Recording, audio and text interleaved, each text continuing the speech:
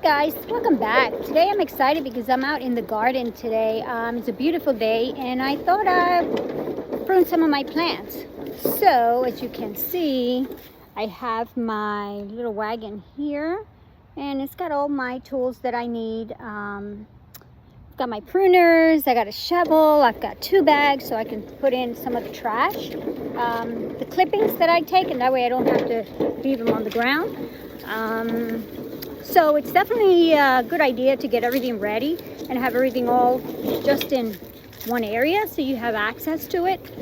So what I'm going to do is just start pruning my roses. This is a good opportunity, good time to just trim back some of these plants because next year, in the springtime, they're going to start to come right back up again. And the more that you prune, then the more the strength that your plant will actually have. So that way it's not wasting all its energy on some of those branches that it doesn't need. So let's start clipping.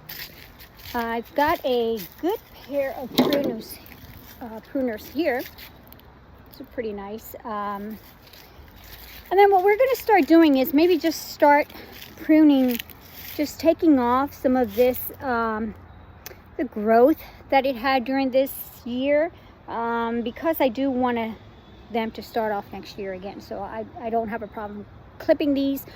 I know many people don't like to prune, they don't like to clip their plants, but I do. I think it just gives them just that boost.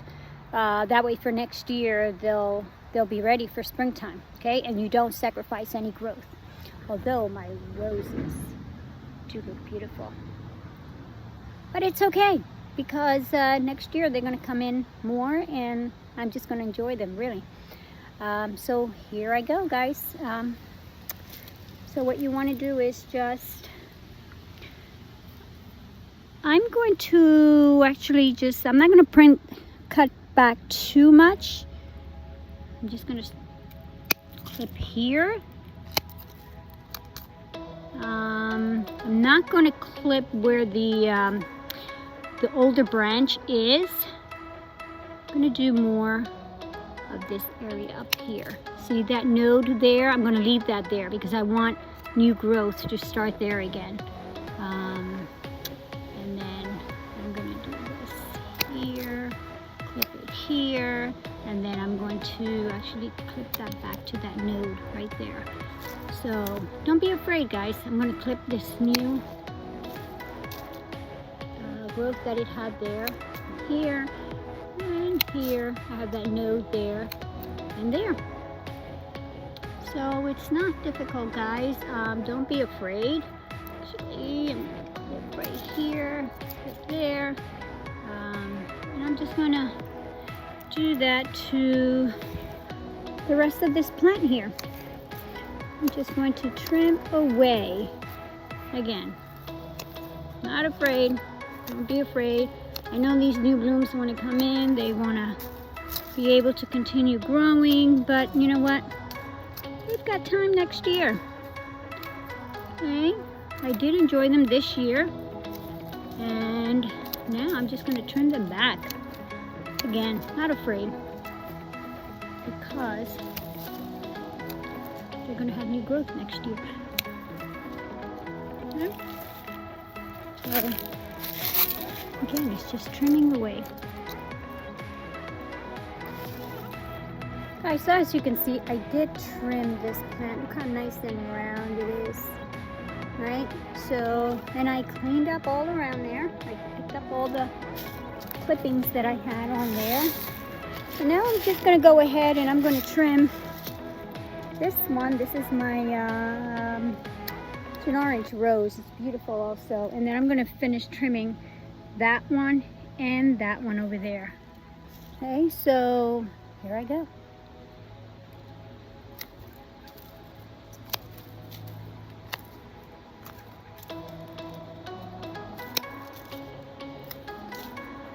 Don't be afraid, guys. Again, we're trimming for next year because next year we're going to enjoy this plant again and year after year. And all we got to do is just trim a little bit off of it, right? It's okay, because we're going to see these gorgeous flowers again. And that. And then this one's kind of tough. I still have roses on here, but it's okay. I can get through this. I can do this. So get yourself ready in the garden, guys. This is a great opportunity right now. The weather is beautiful out here. We haven't had any frost yet, so you definitely still have time to be able to do all this. So take advantage and do this before the frost, because you don't want to sacrifice your plants. So look at this one. Trim that one. Oops, look at this one. You'll be able to trim that there. Right? I got one more to do on this side. Got this one here. This one's also a red rose. I believe these are the knockout roses. And again, knockout roses are probably your best investment. They're beautiful and they're pretty hardy. I think it takes a lot to really kill a knockout rose. The most important thing is pretty much just planting them where you have, plant them in full sun. I have done mistakes in the garden and actually planted roses right behind me in the shade. And I struggle with those roses for a couple of years until my husband and I, we actually, see back here, see that pine tree there? So the branches were all the way down here and they were covering this whole area here. So everything that was here is pretty much shaded area. And I have, again, roses here, roses back there, roses back there. I got a couple of roses in the back. And again, they never really, they've been there for a couple of years. They really never bloomed so successfully. So we tore down those branches. And believe it or not, everything started blooming here. These roses have done wonderful this year. I've seen the roses here where, again, for years, I never even saw not one rose. So definitely if you're planting roses, take advantage and plant them in the full sun. At least for them to get at least 6-7 hours of sun, and they can have shade later on. And I'm also going to prune back this oak leaf hydrangea. This is actually a baby from the oak leaf hydrangea that is, oh gosh, where is it? It's back there somewhere. That's where the mother is. All the way back there. Anyway, so this one has gotten really, really huge here. I like it here because it gives me privacy from this area here from my neighbors back there. So, and look what I did, guys. I'm trying to propagate. See that?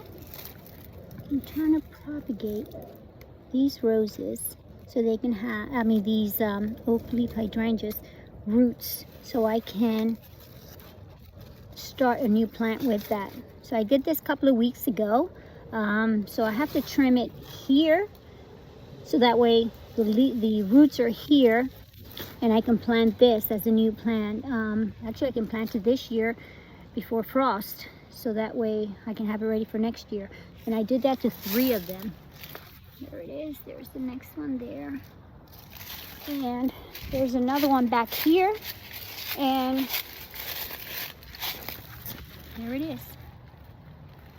So what you can do is, on one of the old branches that you have, right on the node here, you can actually clip this off, clip that off, scrape it a little bit there, so that way the inside of the stem there is exposed, and then apply some root hormone, and then put some stagnant moss on there, wrap it around there, put a plastic around the moss, and just allow it to grow its own roots. So you can give that a try if you're thinking about propagating other plants in your garden. Again, this is something experimental for me, so I'm hoping that this will work. If it doesn't, that's okay. I can just, again, take a clipping and maybe, you know, put it in water for a little while or just get a new plant. But I am going to prune these back a little bit, and that way it's ready for the new growth for next year. So I'm going to start here, actually, right here, and I got a feeling I'm going to need more than just these pruners. All right, so I'll get that one later. I think I'm going to need something more tougher. I think I could get in here, trim this one. I'm going to trim it right here. Did you see that? It's got the two little growth coming in right here. Okay, see that? So that was a good opportunity, good place to be able to trim it. And these, I'm just going to trim back some of these branches on the top there. The other ones, I'm not going to trim them off where I'm propagating them. I'm going to give them a little more time, but I will definitely clip them off before the winter. Okay, so this one I'm going to hold off, and this one I'm going to clip here. Okay, this one I'm going to have to come back and trim that with something a little stronger. Okay, so that's the hydrangea. What to trim in the garden. Figured while I'm out here, right? Just take advantage and just trim away.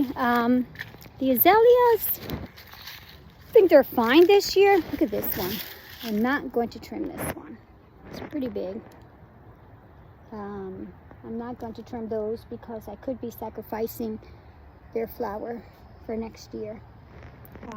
Look at this. That's my hot lips plant. Isn't it gorgeous?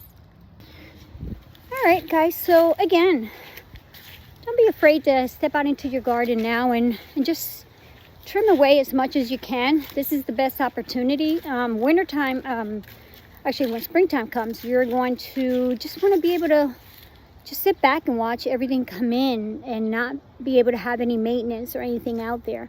So get those pruners out, have your gloves, have bags ready, so that way you can clean up as you go along and tackle this project. I know it's not fun, but if you're a gardener, this is what comes along with the job, okay? So if you're doing this for the first time, don't be afraid. No, do not be afraid to trim, to prune, okay?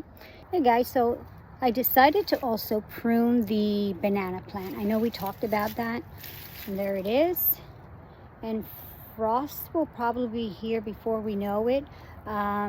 So I just want to be able to get that out the way. I don't want it to freeze and die on me. So I'm going to take advantage and just trim that off.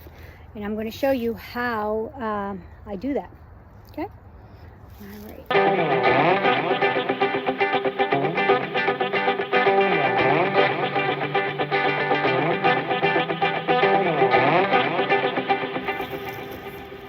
Guys, as you can see, I did cover it up.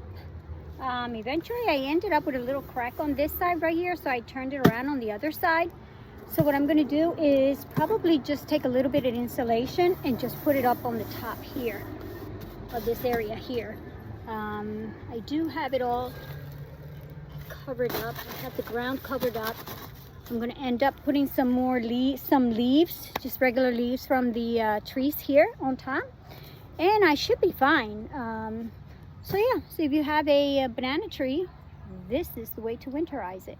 And again, we'll take a look at it during the springtime once I take the cover off, and we'll see what we end up with. And I am praying that my banana trees will definitely make it.